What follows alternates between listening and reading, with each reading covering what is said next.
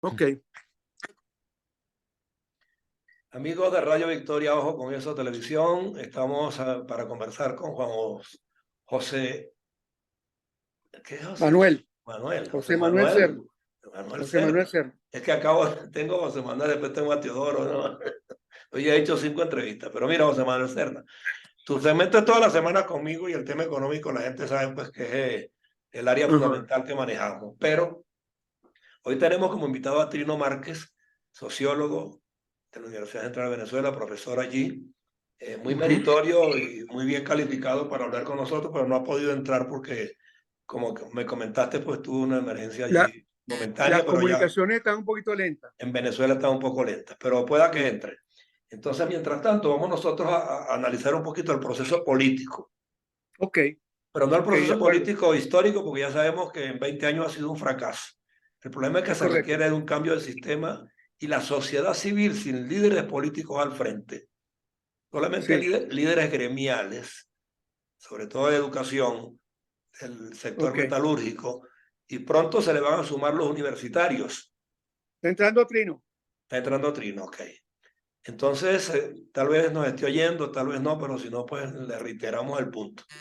Sí. Entonces, es Bueno, importante, sí, mientras termina de entrar Trino, déjame decirte que nosotros tenemos unas reuniones en el Comité de Empresa, Economía y Desarrollo de Benamérica todos los miércoles. Como la reunión que tenemos normalmente la pasamos para el jueves, porque el profesor Paiva no podía ir, hicimos una reunión para evaluar el proceso político en este mes, en estos días. ok. Y estaban presentes algunos compañeros que están en Venezuela y algunos de ellos están muy ligados a lo que está pasando en el campo político. Y es verdad que las protestas tienen un carácter esencialmente reivindicacionista, ¿no? Ahí está Trino, vamos a darle la Ok. bienvenida y seguimos con Bueno, el vamos a tema. darle y después y que hable él, que es el que sabe más de la cosa. Sí. Al Trino, César lo que es el César. Buenas tardes, José Antonio buenas y tardes, Manolo. Trino. ¿Cómo estás Un tú? ¿Cómo gran te va? placer, un Igualmente, gran placer estar tienes con una luz ustedes. en la cara, hay una ventana abierta allí o algo que te Déjame ver está. si logro mejorar aquí Ajá. Es que él pone los reflectores porque eso se lo recomendaron sus asesores de imagen. Ah. Es que ¿Sí? Si no estuve tiene hablando asesores de esta imagen. mañana, hablando esta mañana con Steven Spielberg y me recomendó esta luz. Tienes Sí, mucha luz en la cara, no sé qué pasa, pero Sí, bueno, de todos modos, sí. déjame ver si logro hay mejorar un poco. hay una cortina ahí que te está dejando entrar. Ilumínanos con tus palabras mejor. Bueno, mira, Exacto. en primer lugar es un placer estar con ustedes, con José Antonio y con Manolo. Bueno, y comienzo por desearles lo mejor para el año que está comenzando. Aquí en Venezuela, por supuesto que comenzó muy movido con las protestas de los maestros, de los trabajadores de SIDOR, de los profesores universitarios, de los profesores de educación media y de algunos sectores de los empleados públicos por el problema gravísimo de los sueldos tan bajos que están ganando que no permiten cubrir el costo ni siquiera de la canasta alimentaria. En este momento, el costo de la canasta básica está alrededor de $480 y el de la canasta alimentaria para una familia tipo estadística que es de 4 personas, 4.3 creo que, pero redondeándolo en 4, es de unos $320.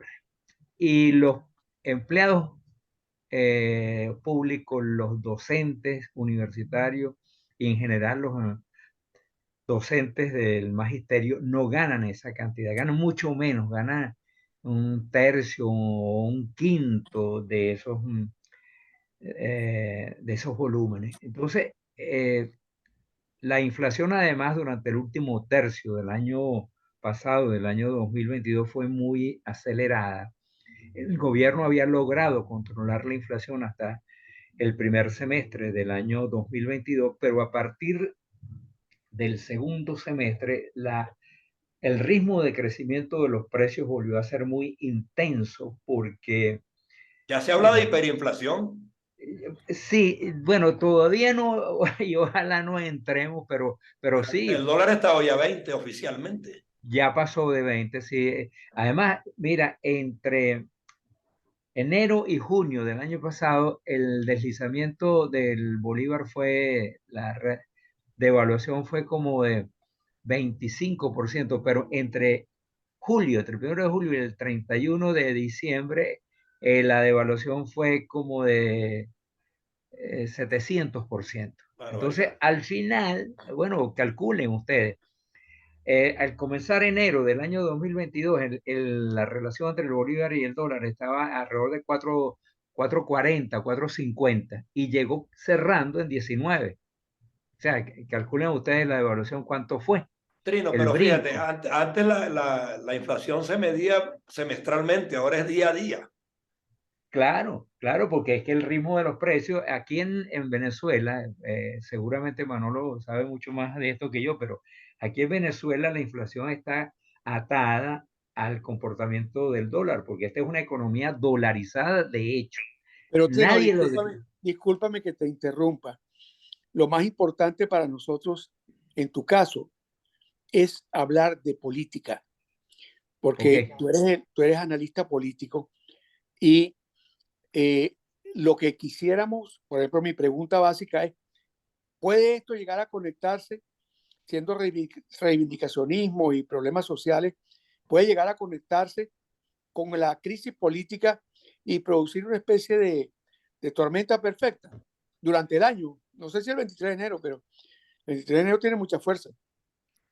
sí, lo que pasa, Manolo, es que, sí, yo intento ser analista político, pero la situación social y económica social es tan grave que probablemente las protestas sociales y cualquier estallido social que se produzca va a estar conectado con el aspecto reivindicacionista, porque la gente está viviendo en unas condiciones realmente insufribles. Pero ya la gente no pelea solo por el sueldo, Trino. Es que a los maestros, por ejemplo, el IPASME se los quitaron, la asistencia Exacto. de salud, por ejemplo.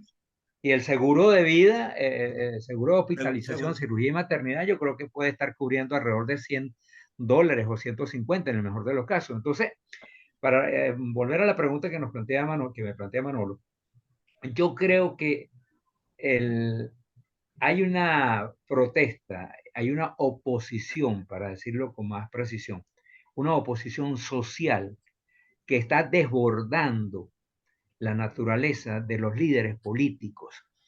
Fíjate, los líderes políticos de la oposición y del gobierno también, pero especialmente de la oposición, que es el ámbito que más nos interesa, está debatiendo problemas internos, rivalidades y conflictos, vanidades, etcétera. Estos conflictos bochornosos entre Leopoldo López y Julio Borges y Enrique Capriles, que dan realmente pena frente a un país que se está deshaciendo, que está sumergido en problemas extremadamente graves cuya solución no se ve porque son soluciones estructurales. Entonces, frente a esa ausencia de liderazgo político, ¿qué es lo que ha hecho la gente? ¿Qué han hecho ahora los gremios? Eh, las instituciones, los organismos de la sociedad civil, bueno, están reaccionando, están convocando marchas para el 23 de enero.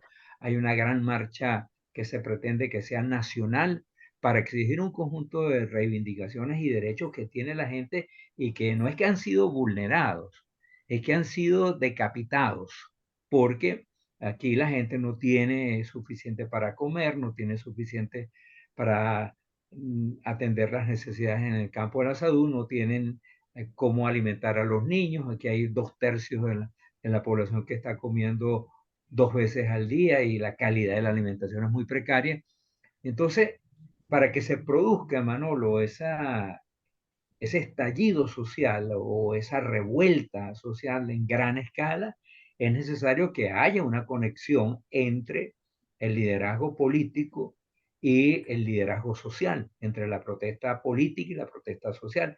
Hasta ahora, los líderes políticos no han dado pasos decididos y firmes para conectarse con estas necesidades de la gente. Esperemos que lo hagan, porque en un país como Venezuela, arruinado durante casi un cuarto de siglo por las políticas tan desastrosas del gobierno, pues difícilmente puede haber un cambio estructural, un cambio significativo en la sociedad si no hay una conexión entre el mundo político y el mundo de la protesta Pero social. Ok, cuando hablamos de una crisis social de 25 años, normalmente estamos hablando de la afectación de 3 generaciones en simultáneo.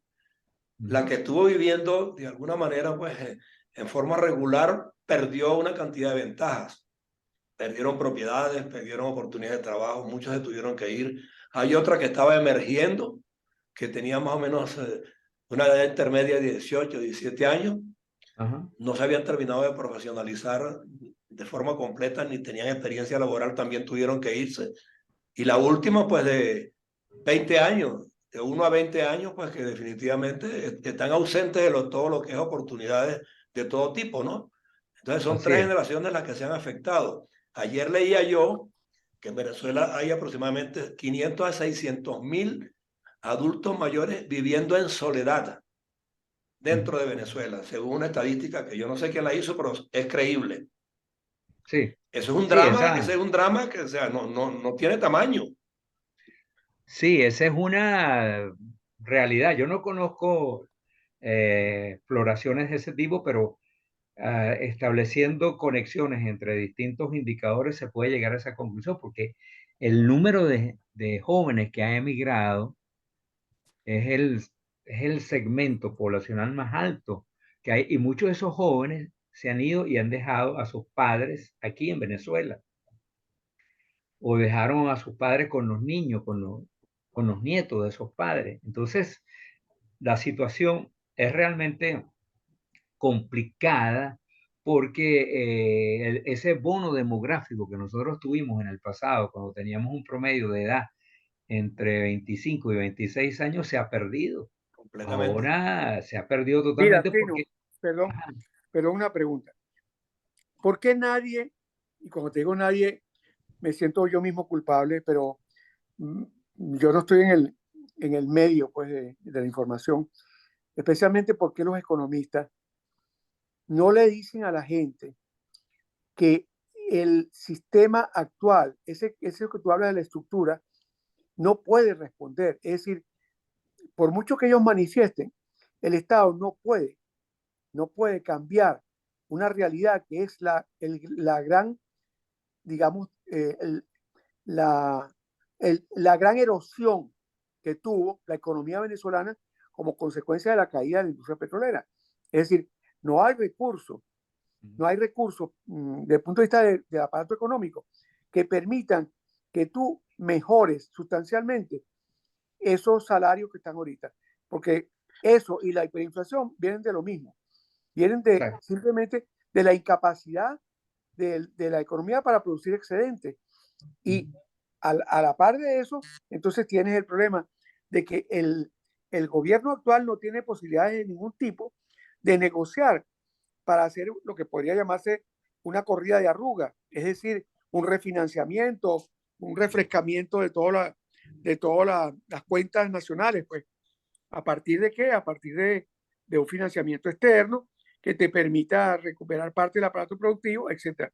Es decir, esa realidad que es política es un freno total al gobierno actual y al país en este momento.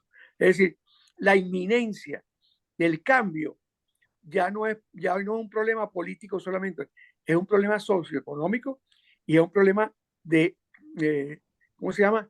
De crisis humanitaria. Hay una crisis humanitaria que solo se resuelve con un cambio político. Es así, desde mi punto de Sí, vista. sí, sin duda. Además, para complementar lo que tú dices, Manolo, creo que el gobierno está atrapado porque la única manera de obtener recursos externos, por ejemplo, llegar a acuerdos con el Fondo Monetario Internacional o con cualquier otro organismo multilateral, pasa porque se levanten las sanciones. Y Exacto. para que se levanten las sanciones internacionales, especialmente las sanciones de Estados Unidos sobre el gobierno de Maduro, es fundamental, es esencial que el gobierno muestre de pasos concretos que permitan pensar que aquí va a haber unas elecciones libres, competitivas, Democrático. transparentes, democráticas y supervisadas por la comunidad internacional. Y el gobierno prefiere ver al país arrasado antes que dar esas garantías, porque el gobierno sabe, Nicolás Maduro, que es lo más seguro sea el candidato del gobierno, sabe que él pierde en unas elecciones libres y transparentes con cualquier candidato de la oposición. Si la oposición va unida, el candidato del gobierno va a perder. Eso lo dicen todas las encuestas. Es cierto que Nicolás Maduro tiene alrededor de entre 30 y 35% un núcleo que es un núcleo duro de electores que lo apoyan, que apoyan al gobierno y que apoyan a Maduro. Pero el otro 65, 67% está en contra de Nicolás Maduro. ¿Qué es lo que ellos están haciendo ahora? Ellos están dinamitando las conversaciones con México porque el único desideratum aceptable de lo que ocurre en México es que haya un compromiso firme con la oposición venezolana y con la comunidad internacional para que haya elecciones libres. Y eso no quieren hacerlo. Y como no quieren hacerlo, por lo tanto no hay posibilidades de acceder a los créditos internacionales y por lo tanto no es posible controlar de manera permanente la inflación y por lo tanto no es posible recuperar el país, porque ese es el encadenamiento que se ha producido en Venezuela. Exactamente, Pero yo exactamente. soy de una opinión de que ese 30% no es producto de una catequesis política tampoco, porque allí se sabe muy bien que en Venezuela del PSV concurrieron gente de todos los partidos por un cierto desencanto, pero no por una convicción ideológica propiamente dicha. Entonces, ese 30% también, si el gobierno se empeña en esa fórmula y esperar que le suspendan las sanciones con todas las torpezas que ha cometido, se le va a dar la vida en eso, porque lo que tiene que cambiar es de esquema, de formulación y de propuesta que permitan que se involucre el sector privado y empiece a asimilar sectores productivos. Claro, José Antonio, por supuesto que sería así. Además, de hecho, hay casos, hay datos interesantes aquí. Por ejemplo, el levantamiento del control de precios y la dolarización de facto que existe en el país no fueron decisiones del gobierno. De hecho, los instrumentos legales existen. La ley de ilícito cambiario no ha sido derogada y tampoco la ley de control de precios tampoco ha sido derogada. Lo que pasa es que la sociedad se sacudió al gobierno y decidió actuar por su propia cuenta e impuso la dolarización como un mecanismo de protección frente a la devaluación del bolívar.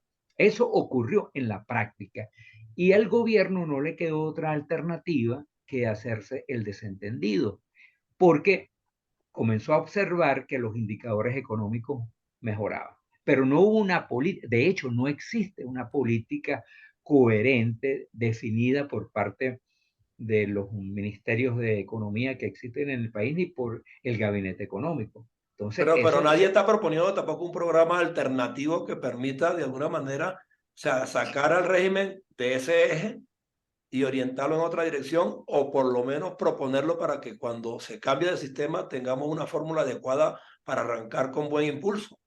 no, pero no creo que la cosa sea así. Fíjate que en esta soledad, en este desastre que vivimos desde el punto de vista político, el sector probablemente que ha tenido la mayor coherencia y que se ha conectado mejor con el país son los empresarios. Y los empresarios han insistido en que es fundamental la iniciativa particular, la defensa de la propiedad privada, el emprendimiento, que el Estado tiene que ser un factor promotor de las inversiones privadas, y eso se ha venido imponiendo. Esa es una realidad que se ha impuesto como la ley de la gravedad, y al gobierno de Nicolás Maduro no le ha quedado otra opción que aceptarla. Y eso es lo que... Ahora, ese programa no es que está escrito en ningún lugar, aunque en las asambleas de fe de cámara sí se dice. En la última asamblea de fe de cámara, que creo que tuvo lugar, si no me equivoco, en En Mérida, junio, sí, Mérida, en junio. Allí se esbozaron los lineamientos de un diseño económico. El IESA ha trabajado en esos programas, la Mesa de la Unidad Democrática trabajó en esas ideas y hay distintos sectores de la oposición que han venido trabajando en el diseño de un plan. Ahora, aquí sabemos que los planes, esos burocráticos y teóricos, terminan encabetados. Aquí lo que se está imponiendo es el sentido común, la práctica concreta de un país que decidió que no iba a seguir calándose al socialismo del siglo XXI, ni las expropiaciones, ni las confiscaciones, ni las nacionalizaciones, porque todas no han hecho más que conducir al fracaso y hoy tenemos un Estado no solamente gigantesco, sino arruinado. Ah, Pero pero sin embargo, nos perdón, quedan 3 minutos. perdón, un escenario después del 23 de enero que permite avisorar. O sea, el gobierno no va a tener solución y por mucho que Maduro diga que a él no lo sacan del gobierno ni a la camarilla de él, la situación de crisis social, de crisis económica, socioeconómica, va a continuar. Entonces, ¿cuál es el escenario más probable o cómo ves tú las cosas más allá de la coyuntura esta del primer mes del año? No, yo creo que vamos a entrar en una zona de... ¿Querías decir algo, José Antonio? No, 2 minutos, pero es para que dejemos claro que vamos a seguir tocando este tema. Vamos a hacer un nuevo meeting, si es posible mañana o el lunes, nos ponemos de acuerdo luego, porque este tema no puede quedar aquí. Aquí hay una cantidad de cosas que dilucidar. El régimen parece que quiere abrir una política de financiamiento, pero ¿con cuál banco y con cuáles recursos? Y Pero entonces, ¿por qué no hacemos entonces el jueves que viene continuamos con Trino, pues? exacto, repetimos y, contigo, Trino. Sí, cómo no, sí, porque este tema es interesantísimo. Yo creo que este va a ser un año de conflictos. Sí, por eso yo te propongo que planteemos cuáles son los escenarios probables a lo largo del año. Exacto. Porque tenemos una tendencia mundial a la recesión que va a afectar mucho, no solo a Venezuela, sino a toda América Latina. Sí, No sabemos cuál es la severidad de la recesión. Lo que sabemos es que por lo menos se va a crecer menos. Y eso afecta mucho a todos estos países que son exportadores. Y la otra pregunta que te quiero hacer, porque nos interesa muchísimo a nosotros que trabajamos con la diáspora, es cómo va a continuar, porque están hablando de 1.400 personas que salen diariamente. El hombre que hoy en día regresa de una marcha de esa y no tiene comida en su casa, le queda Panamá y aterrizar en Guatemala o donde sea. Es decir, aquí va a continuar el desangramiento demográfico, ¿no? Sí. Entonces, Trino, Trino, que se prepare la disertación al respecto para la semana que viene para profundizar en este tema, porque yo tengo aquí un dictador peor que Maduro, que es el tiempo. El relojito ya me dice que me quedan 50 segundos. Dale, Trino, cierra entonces, por favor. Muchas gracias, Trino, muy bueno todo. Sí, mira, perfecto.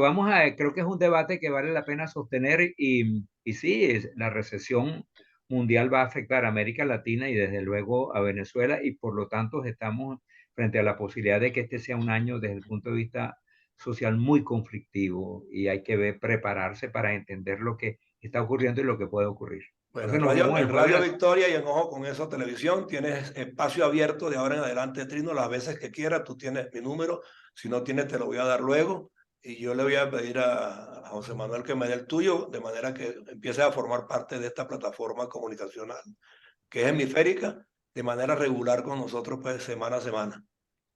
Muy bien, muchas gracias. Muchas gracias. Hasta luego, Trino, gracias y cuídate mucho. Un abrazo. Hasta luego, un placer haber hablado con ustedes. Igualmente, igualmente. Hasta luego.